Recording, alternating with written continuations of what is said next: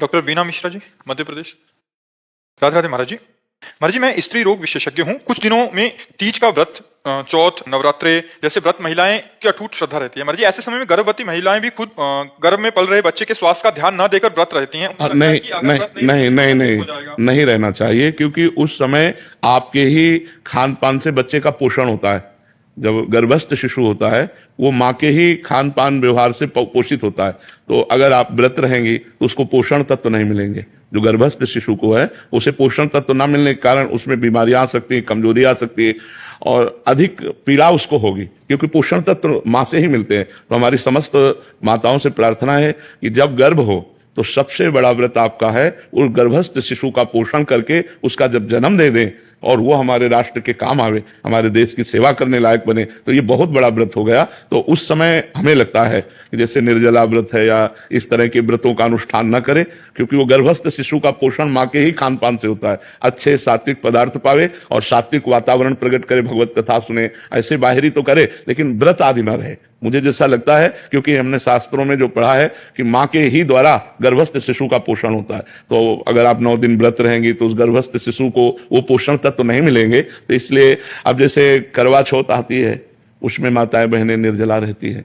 अब गर्भस्थ शिशु को यदि नहीं पोषण तत्व मिलेंगे तो व्याकुल हो जाएगा ना, परेशान हो जाएगा। वो प्रतिक्षण जो नाभि में नली होती है वो माँ के ही उस शारीरिक नसों से जुड़े होती है, जिससे पोषण तत्व से जाता रहता है। जैसे नाल कहते हैं ना, नाभि से, हाँ, वो पोषण तत्व जाता रहे। प्रति घंटे जो माँ खाती पीती है उसी से उसका सार तत्व निकल करके उस गर्भस्थ शिशु का पोषण करता है। तो हमें लगता है कि माताओं को बाहरी आराधना करनी चाहिए, जैसे भगवान नाम कीर्तन है, पाठ है, पूजा है, ये सब करे, लेकिन खान पान में अपने लिए तो संयम कर सकते हैं, लेकिन उस गर्भस्थ शिशु के पोषण के लिए जैसे हम औषधि आवश्यक है ऐसे वो भोजन आवश्यक है, पोषण तत्व आवश्यक है उस बच्चे को। तो हमें लगता है उन दिनों व्रत नहीं रहना चाहिए जी। महाराज जी, रेणु साहू जी, ये किसी अन्य का प्रश्न है, कह रहे हैं कि क्या महिलाएं हनुमान जी का व्रत रख सकती हैं? महाराज जी, बहुत सारे लोग कहते हैं कि नहीं रखना चाहिए। यदि आप भगवान मानते हैं तो हम भगवान के सब बच्चे हैं, चाहे स्त्री हो चाहे पुरुष हो, ये शरीर है लेकिन अंश तो हम भगवान के हैं। तो हम क्यों नहीं हनुमान जी महाराज की आराधना कर सकते?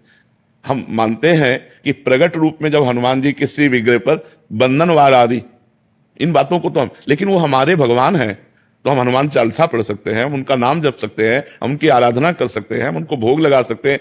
हम बंधनवार आदि की बात नहीं कर रहे कि जैसे उनके शरीर के बंधन आदि, क्योंकि उनका एक परम ब्रह्मचारी स्वरूप भी है, परम ब्रह्मचारी स्वरूप है ना। तो इसलिए जो निषेध करने वाले जन है उसी ब्रह्मचारी को लेके कि वो परम, पर वो भगवान है, वो कोई मनुष्य थोड़ी है।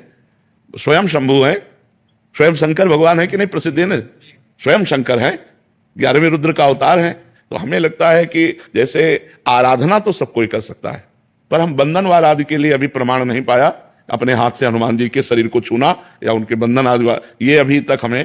लेकिन हम अपने भाव से कहते हैं कि हमारे वो भगवान है, हम हनुमान चालीसा पढ़ें, हम हनुमान जी का नाम जप करें, हम हनुमान जी के लिए भोग की व्यवस्था करें। ये मान लो घर में हनुमान जी विराजमान तो रसोई बनाकर बढ़िया सुंदर भोग लगावें, ये सब हम हनुमान जी की आराधना कर सकते हैं। लेकिन बंधनवार चढ़ाना आदि ये हमें प्रमाण नहीं मिला, इसलिए हम इस विषय में हाँ नहीं कह सकते। बकाया आराधना तो की जा सकती है क्योंकि वो हमारे भगवान है। महाराज जी, आरती कर सकते हो? हाँ, भोग बनाइए, भोग लगाइए, आरती कीजिए। उनका जो श्रीअंग सेवा है उसके लिए, हाँ, उसके लिए हम नहीं कह सकते, क्योंकि उनका एक परम ब्रह्मचारी स्वरूप है। वो परम ब्रह्मचारी महान, तो कहते भाई हनुमान जी सबके हैं, वो हम भी करें। तो ये शरीर धर्म की मर्यादा है।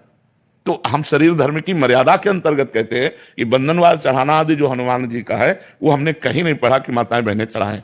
लेकिन हम भाव से कह रहे हैं कि हनुमान चालीसा पढ़ना, नाम कीर्तन करना, भोग समर्पित कर देना, आरती कर देना, ये निषेध है। उनके श्रीअंग की सेवा के लिए हमने कहते हैं ये बात। बजरंगबाण रोज पढ़ा जा सकता है? भगवान का यश मान करके क्यों नहीं किया जा सकता? लोग बोलते हैं कि बजरंगबाण रोज नहीं पढ़ना चाहिए। अगर हम भगवान का यश गान कर रहे हैं, हमें कोई अनुष्ठान थोड़ी कर रहे हैं कि हम बजरंग बाण का प्रयोग किसी के प्रति अनुष्ठान कर रहे हैं, हम तो भगवान का यश गान कर रहे हैं। जय जय हनुमंत, उसमें जिसमें वर्णन तो जय जय हनुमंत है ना, उनकी जय जयकार कर रहे हैं, उनकी महिमा का वर्णन कर रहे हैं। और सबसे बड़ी बात है, अगर ये माना जाए तो बजरंग बाण का सही प्रयोग है भवरोग का नाश।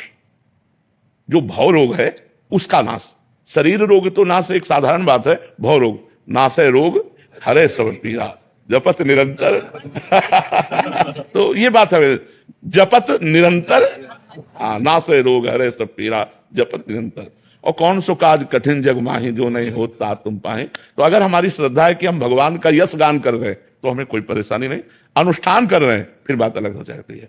जैसे हम देवी माँ हैं, दुर्गा देवी, कात्यायनी देवी, चामुंडा देवी, हम माँ भाव से आराधना कर रहे हैं वो अलग हो गया, और शक्ति भाव से वो एक अलग हो गया। हनुमान जी भगवान भाव से अलग हो गया और अधीन सिद्धियों के वो अलग हो गया। तो हम लोग तो आराधना कर रहे हैं, उनका यश गा रहे हैं, कोई अनुष्ठान थोड़ी कर रहे हैं।